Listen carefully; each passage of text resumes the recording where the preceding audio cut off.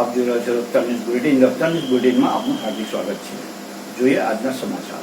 ખેડા જિલ્લાના વૃદ્ધ અને અશક્ત નાગરિકોએ ઘર બેઠા પોસ્ટલ બેલેટથી કર્યું મતદાન.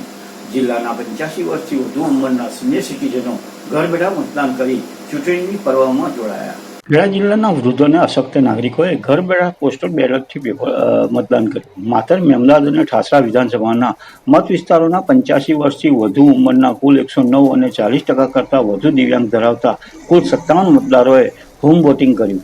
લોકસભાની સામાન્ય ચૂંટણી 2024માં વધુમાં વધુ મતદાન થાય તે માટે ખેડા જિલ્લા ચૂંટણી પંચ દ્વારા મતદાન જાગૃતિ અર્થે વિવિધ કાર્યક્રમો કરવામાં આવી રહ્યા છે. તેમજ વૃદ્ધ અને દિવ્યાંગ મતદાતાઓ સરળતાથી મતદાન કરી શકે તે માટે અનેકવિધ સુવિધાઓ ઉપલબ્ધ કરવામાં આવી રહી છે.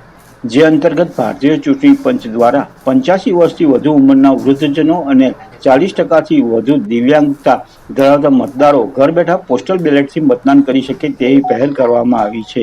જે અન્વયે 17 ખેડા લોકસભા મત વિસ્તારના 115 માતર, 117 મેમદાદ અને 119 ઠાસરા વિધાનસભાના મત વિસ્તારોમાં 40% કરતાં પણ વધુ દિવ્યાંગતા ધરાવતા અને 85 વર્ષથી વધુ ઉંમરના મતદારો પોતાના મતાધિકારનો ઉપયોગ કરી શકે તે માટે ચૂંટણી તંત્ર દ્વારા તેમના ઘર આંગણે પહોંચ્યું હતું.